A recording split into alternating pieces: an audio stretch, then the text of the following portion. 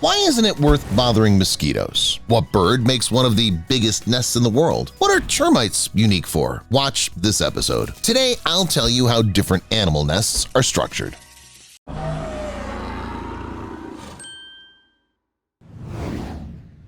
Mosquito nest. I don't know how real this picture is, but what it depicts shook me to the core. The boy decided to take his dad's ladder and climb up to the huge mosquito nest outside their house. There was nothing wrong in the boy's plans, it was pure interest. However, it led him to irreversible consequences. Hundreds, if not thousands, of angry mosquitoes flew out of that nest, ready to bite all their enemies. That's why you should never touch their nest. By the way, even if the kid ran away from them for 65 feet or so, they could still find him. You know why? Because warm-blooded creatures release carbon dioxide, which can travel many meters. Insects can sense it and fly straight to our doorstep, as if invited. Crawlers. Now I'm going to tell you about a snake den. The man in this video found the rattlesnake's home and filmed it as close as he could. These snakes know how to reproduce in many different ways. They're viviparous, an egg-laying species in the subfamily, and some have combined both, becoming oviviparous. With this method of reproduction, the cubs develop inside the mother and simultaneously in the egg. And when they first see the light, they immediately hatch, because by this time they're already strong enough. Be that as it may, when they're born, the cubs immediately become independent units. The elders do not take special care of them. Their only weapon in the vast wastelands is poison, which for now is only enough for insects. In the first years, these crawlers will be afraid of even their own shadows. However, when they grow up and find their home, they'll be feared by everyone else. After all, the main weapon of rattlers is not the strong poison and not a tenacious grip, but their tailbait. They move it very quickly and at the same time create a plausible sound as if it were not their tail at all but some worm. Rejoicing at the prey, the bird takes the bait and then immediately receives an attack from the back, from which there's no escape. This is the unusual way the rattlesnakes hunt. By the way, if suddenly on any given day no one bites, the snake won't be discouraged. Instead, they go hunting with their innate thermal imaging cameras. This know-how makes it very easy to find a victim because any warm-blooded animal shines like a Christmas tree in the reptile's thermal imager, especially at night when everyone else around is already cooled down. That's why these snakes prefer to hunt strictly in the dark. Social weaver. Well, we've seen the crawlers. Let's now take a look at some unique feathered nests as well. Take it from me, what you hear next will surprise you in any way. After all, at first it seems to us that this tiny bird called the social weaver doesn't stand out at all. The size of a sparrow, the inconspicuousness of a crow. What's unusual about it? However, just one look at their home and everything falls into place. They create the largest, most complex, and fantastically arranged nests in the world. Of course, such a wonder of the world isn't built by a single weaver. A whole family's involved in its creation, but still, each bird takes care of its own nest and neatly attaches it to the neighboring one. As a result, a whole city up to 26 feet in length and 6.5 feet in height comes into being. Anyway, it's not built at the snap of a finger. Everything starts with the definition of the place, which is usually a tree or a pole. Such a definition can go on for quite a long time. It's extremely important to find a place that won't collapse under this incredible weight. Then, a gigantic amount of sticks, grass, and other supplies are gathered. A plan of action is determined, and subsequently the feathered ones go into action. They build exterior and interior rooms connected by tunnels and trim the outside to have protection from the rain. In the course of developing this way of life, these social weavers worked out a strong social structure and iron discipline. Each bird is obliged to work for the good of the colony, even if its nest has been long finished. If among the weavers there's a slacker who does nothing or steals other people's building materials, it's either excluded from society or something so terrible is done to him that even the textbooks on social weavers are silent about it. Village swallow. This is the name of a beautiful, small migratory bird found in Europe, Asia, Africa, and the Americas. It's characterized by a long tail with a deep fork-shaped cut and curved long and sharp wings. However, this is still not the most interesting thing that can be said about it. After all, it's the bird's unique nest it's mostly famous for. Let's get straight to the point. The place for it is always determined by the male. Open areas with low vegetation, not far from water bodies, will be an ideal solution. Already from the name of the species, it's clear that village swallows prefer rural settlements, but they can also settle on the outskirts of cities. The birds build nests in almost any human buildings, sheds, barns, tunnels, even in the attic of the house. It's important to them that it's dry, has a vertical wall, and supports from different sides. The rest they'll figure out on their own. The bottom and walls of the nest will be made from clumps of clay and reinforced with grass and feathers. Up to several couples can live in such a house, but not more. Nevertheless, other couples of these birds can get along quietly nearby. They live in separate nests. Males guard their territory but coexist with their brethren with pleasure. Where do they get the energy and strength to build so many houses? To make you understand, they spend several days transporting mud alone, making 20 to 30 trips per hour. The good thing is that both partners work together, and it's not so time-consuming. But what if, for instance, the male is accidentally killed and the female has to raise her offspring alone? Mother Nature has given them a plan for such a scenario. In this case, village swallows consciously take risks and nest near raptors, under the rest of an osprey in North America, for example. The point is that such a place is always full of insects due to rotting fish remains, and at the same time there are few other predators. The ospreys themselves don't touch the little creatures. In their turn, they warn the osprey with alarming cries about approaching enemies that can ruin its nest. If a swallow is lucky enough to live in this place, it'll automatically solve the problem with food and make its life much easier. Against the background of birds or crawlers, fish seem to us much more stupid creatures that can do nothing of the sort. They only know how to hunt or evade attack, but nothing more. Aha! It's not the case. What I'm about to tell you next is going to surprise you. I'm going to tell you about this, the three-spined stickleback. This fish will exemplify that it builds houses as well as others, and at the same time perfectly exists underwater. Let's start with the fact that the fish inhabits almost all of North America, Europe, and Siberia. In addition, it settles in any body of water, from seashores to wide ditches. It's hard to believe that only one fish can cope with such a variety of temperatures and environmental conditions. Scientists have long puzzled over the fact that there are many species of them. No matter how you look at it, even in terms of the same size, they come from 1.5 inches to 4.5 inches, which is a large range. At the same time, in any fish of this species, you'll find 3 spines that are in front of the dorsal fin. They also stand out for the fact that males have reddened bellies before the mating period. In food, these minnows are indiscriminate. They eat everything in sight, and sometimes even steal someone else's eggs. Anyway, they protect their offspring as the apple of the eye. Their ideal parental instincts begin, of course, with the organization of their safe and cozy home. When spring arrives, males swim to the bottom of their native pond, divide it into parts, choose the sweetest one for themselves, and start laying a foundation of algae, branches, some garbage, everything will do. The main thing is that it should be beautiful and practical. Anyway, stop. The word practical has no place until we've discussed the gluing of these materials. After all, someone swims by at a lightning speed and the whole house collapses. That's why the next stage doesn't take long. The stickleback glues the collected wood with water-resistant glue of its own design produced by its kidneys. Construction is completed, after which the male begins his favorite stage, attracting females. He dances with all his might, and few can resist his performance, so a female will soon take his bait and visit him. Inside the nest, she'll lay up to 400 eggs. As many people have probably thought, she'll start to live here and guard. Nothing of the sort. The male will chase her away and go into berserk mode, lashing out at every potential intruder that swims by. Why does he need a female when he can guard the offspring on his own? Okay, and the nest of our next guest is so unusual that you definitely need to see it. I'm talking about the harvest mouse. That's not my definition of a rodent, but a translation of its Latin name. Such a tiny inhabitant, weighing up to 0.4 ounces, could hardly exist in the merciless tropics, so the creature settled in the fields overgrown with cereals. There it's comfortable, convenient, pleasant, generally paradise on earth. It crawls on the grass and eats grains right from the ear, and if the situation requires, the mouse clings to the tip of the ear with its tail. These tiny mice live on the same tall grass, easily intertwining leaves and lining the middle layer of wool. Thus, they feel very warm and cozy inside, to such an extent that up to 10 mice can be placed there at the same time. This is a very nice and pleasant sight, and also relatively safe. There's no entrance as such. Mom wants to get food, she has to unweave leaves in one secret place, do her job, then crawl back in and seal the passage. Although it sounds too fancy, it's a great way to keep the small mice safe from enemies. Cubs are safe, Mom is happy. By the way, the head of the family feeds his little ones around the clock. For them, there's no day or night. They can be active at any time. Once every few hours, they fall asleep for 10 to 15 minutes and have time to gain strength during this time. It only takes 30 to 35 days to complete the full cycle of offspring rearing, from fertilization to mice leaving the nest.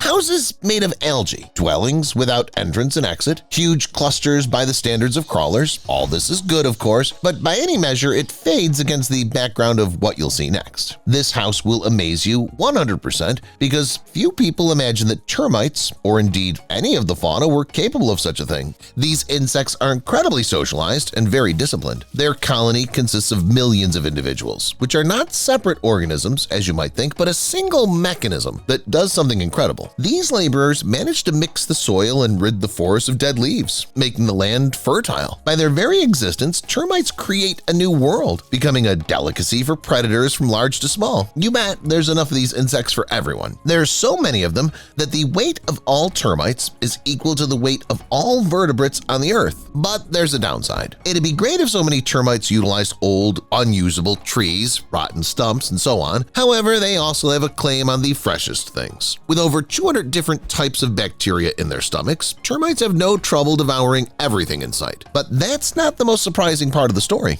Their houses are what struck me most. Colonies of these little creatures live in houses up to 43 feet high, made of chewed cellulose, dirt, and saliva. And that's just what we see on the outside. Under the ground, things are even more extensive. In Brazil, for example, one of the areas a termite city occupies has exceeded 88,000 square miles. This is, by the way, the largest biological network ever existing on the Earth. It took almost 4,000 years to build it, and the size of the creation is almost comparable to the territory of the UK. What do you think of this kind of bad weather protection built underground? Yes, no enemy will come here because in such a case, it'll be met by a horde of termites ready to die for their fortress. At the same time, these creatures also have their own agriculture. For example, termites grow mushrooms so as to not spend a lot of energy and time on hunting. In short, I'm not afraid of this word. We can see an alternative civilization with its own rules and regulations. Seems that in another year or two they'll invent cars with telephones. Some of them, like termites, impress with their scale, while others are graceful and original. Our next guest, the bowerbird, belongs to the latter. This passerine bird lives in Australia and New Guinea. It doesn't shriek around the clock, doesn't fly in front of our eyes, doesn't try to attract attention or steal something from farmers. In general, the feathered creature lives the most peaceful life and knows how to enjoy until it comes up with the idea that it was born to create. Inspired by this to the very wings, the bowerbird descends to the ground and rushes to build something incredibly cozy and at the same time original. The bird stacks twigs on top of each other with such precision and accuracy that its methodology would be the envy of the most experienced architect. All this is colored with berry juice. Plant fruits are placed around the perimeter, whereas the cherry on the cake are objects stolen from people. No matter how practical they are, the main thing is to stand out from the crowd. After all, how can you please a female? And then our feathered builder sings songs, attracts the opposite sex, and begins to build his long relationship. But that's another story. Stay with us. I'll tell you about the most dangerous raptorial birds later. Vulture attack on a calf. The vulture, or gyps as it's called, is a bird of prey of the Accipitridae family. It lives mainly in southern Europe, Asia, and Africa. One of the most widely known facts about vultures is that they feed mostly on carrion. But there have been known incidents where the birds have attacked weakened animals. This case was such an exception.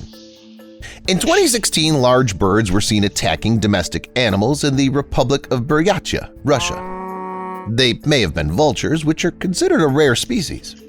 One of the local villagers reported that she noticed a 2-month-old calf missing.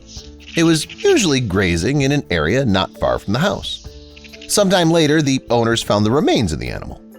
They were absolutely perplexed and had no idea who could have done it. Then the neighbors shared a theory that it was the work of vultures, or rather their beaks and claws.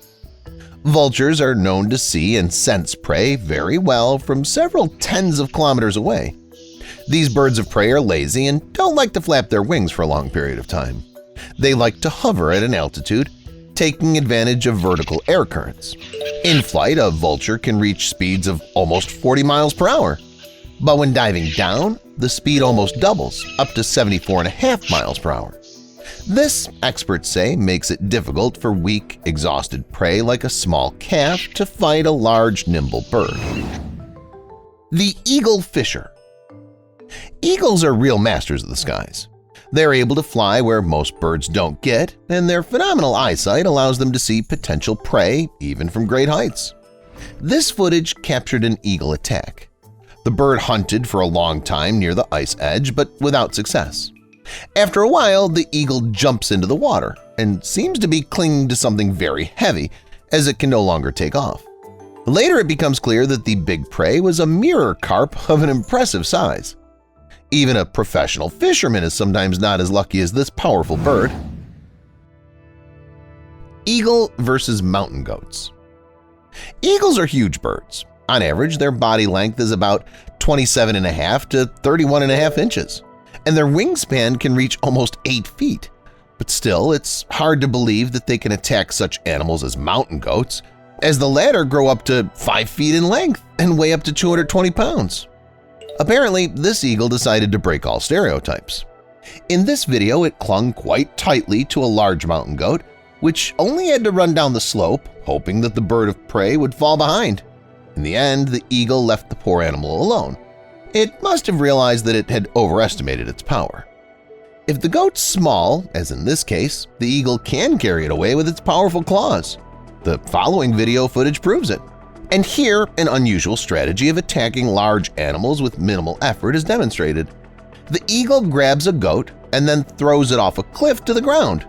The ruthless bird then enjoyed a square dinner. An eagle attacking a child. This attack was filmed in Montreal. On a small lawn, an eagle scratched and clawed a little boy while his parents didn't see it. The bird was even able to lift the child off the ground, but luckily the little boy wasn't seriously injured. He was only scared. A hawk attacking a squirrel. Hawks are a large group of birds of prey that includes 280 species. They're common practically all over the globe. However, some species are endangered due to pollution and human activities. The most important thing to know about these birds of prey is that acute eyesight is their main helper. These birds of prey have very good eyesight, which is able to catch movement even at a very long distance. Mostly, hawks hunt other birds, so it's very important for them to spot their prey in time. Not only are they able to distinguish colors, but they can also pick up the ultraviolet part of the spectrum and even detect magnetic fields. It's interesting that the eyesight of these efficient hunters is 8 times more acute than that of an ordinary human. These birds are also distinguished by remarkable hearing. But Mother Nature didn't give them a good sense of smell. Usually, hawks hunt early in the morning or at dusk because they can see perfectly well in twilight. In addition, they move quite silently. They make a few wing beats and then hover in the air. When attacking, these birds of prey can reach a whopping speed of up to 150 miles per hour. This is why most of their prey are doomed. Unlike other birds of prey, hawks grab and immediately kill their prey with their claws. It's very difficult to escape this bird's attack. It's almost impossible. Interestingly, in 2005, Canadian scientist Louis Lefebvre created a scale to study the level of intelligence of birds, which determined that the hawk is the smartest bird among all its relatives. Based on this information, you've probably already drawn conclusions about the power of this bird. But what happens when a hawk attacks its prey? This video captures one of the hawk's merciless attacks. In fact, the camera was set up to watch squirrels. But later, when watching the footage, the bird of prey was seen pouncing on the helpless, defenseless, red-haired creature. It grabbed its prey and held it in its grip of steel for about 1.5 minutes. But in the end, the squirrel managed to break free and escape. A week later, the squirrel was caught on camera with a small claw wound on its side. Presumably, it was that very prey of the hawk. Here's another mesmerizing duel of a hawk. This time it's a duel against a nimble snake. As you already know, the hawk has the highest intelligence among its relatives, which allows it not just to thoughtlessly attack the desired prey, but choose the right strategy. This red-tailed hawk has also thought of everything beforehand. To capture a reptile, it spreads its huge wings to attract the snake's attention. The fight lasts for quite a long time, but the venom of the snake poses no serious danger to the opponent. In the end, the hawk triumphs thanks to its deadly claws and beak. Apparently, the snakes then decided to take revenge. The treacherous animal wanted to sneak into the bird's nest where the chicks were. Then the hawk had no choice but to throw the snake off the cliff. An owl protecting its nest. I suggest you look at a bird that you might not even expect to see in today's episode. This footage captures an owl protecting its offspring. The owl is a prairie bird, and its nest is usually located on the ground, which means that danger can come from the sky as well as from the ground. To protect the offspring from wolves, for example, the bird attacks them, thus distracting them from the location of the chicks. And when birds attack, the owl does a somersault in the air, exposing its claws, and the predators immediately reconsider attacking the nest. Crested caracara attacks. Crested caracara is one of the largest birds of the falconidae family. The total length of the bird is 21 to 26 inches, and it weighs up to 3.3 pounds. The distinctive feature of these majestic birds is a muzzle of yellow, orange, or red color, and on the head there's a crest and a cap of black color. Perhaps the most fascinating fact about the crested caracara is that the bird's name is sonorous and borrowed from the language of the Guarani people. The voice of the crested caracara resembles a creaking sound, and it also resembles the banging of two pieces of hard wood against each other. It's worth noting the insolent nature of these birds. They can steal without remorse. For example, they can steal other birds' chicks. One such case was even recorded. An impudent crested caracara decided to steal a baby albatross. It easily and effortlessly takes the chick in the right direction. And in the footage, you can see crested caracaras bullying penguins and their offspring. But if the bullying of birds doesn't surprise you, take a look at this. These crested caracaras decided to attack a small defenseless seal that had become separated from the plump. The birds, surrounding the baby, scratched and pecked it with their sharp claws for quite some time. In the end, the story ended with a happy ending. The baby seal's mother heard the cry of the baby and came to help. It happens that a prey is more than a match for a predator. Now I'll show you cases when animals dealt with the wrong opposer. Ostrich versus hyenas. This mother ostrich is having a great day. Today it had its chicks hatched. It gives them all its time and attention. It takes care of the chicks and looks at them lovingly, but it has no idea yet that the day the chicks were born may be their last day, because there's a hyena nearby. It spotted the chicks and decided to eat the easy prey. Fortunately, the mother ostrich and the male ostrich stood up to protect their babies. But can they cope with the aggressive and cruel hyena? Well, there's more than one hyena. There's an entire clan of hyenas. Other predators also pulled up on the battlefield. Can ostriches handle a hyena attack? The mother ostrich decided not to find it out. It went on the attack itself, realizing what was coming. As a result, it drove away the predators, and one of them was almost trampled to death at full speed. Ostriches, by the way, can accelerate up to 44 miles per hour. At such a speed, a blow by the bird's sharp claws would mean death. The hyenas got nothing that day, and the ostrich family remained unharmed. Cobra, mongoose, and squirrels. As the authors of this video told, they saw how a Cape cobra found a nest of squirrels and had its eyes on the baby squirrels. Adult squirrels noticed this, lured the predator out into the open space, and confronted it. The squirrels surrounded the cobra to fight it back, but the predator is very dangerous. It lunges, forcing the squirrels to retreat. After all, any bite can be fatal. The squirrels understand this, but so far they can do nothing against the cobra. Suddenly, like a savior, a mongoose comes to them. Snakes are its specialty, so the squirrels retreat and leave the cobra to the beast. The cobra fights it one-on-one, making very fast lunges, but the mongoose's reaction is phenomenal. It dodges all the blows.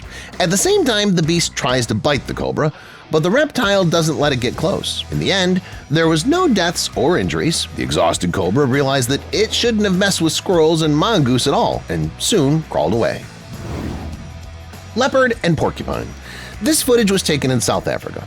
The tourists had to stop because the road had become a fight ring for a leopard and a porcupine. The predator wanted to eat the rodent, so it started to approach it and deliver light punches with its paws. It was more like stroking, actually. But the porcupine was not up to stroking. The leopard made it nervous, so it put its sharp spines to prick the cat. At one point, the porcupine perfectly repulsed the attack, and the leopard got several needles in its paws. It clearly attacked the wrong opponent. In the end, it received only unnecessary wounds, which it licked for a long time afterwards. Bat and python. You've probably seen plenty of footage of pythons fighting crocodiles, small animals, or even large predators. But what about flying creatures? This time the python's prey was a bat. The snake wrapped itself around the bat and began to squeeze in its trademark vise. With such a squeeze, the python can break even a crocodile or a small lion, let alone a bat.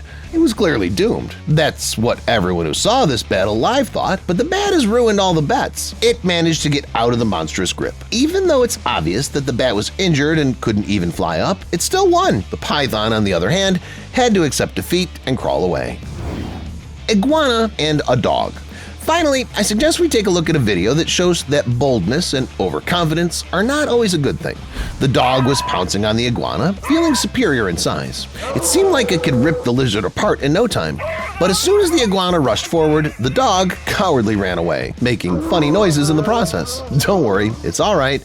But it won't act like that again. That's all, guys. Which battle did you enjoy the most? Let me know in the comments. Thank you for watching, and see you later.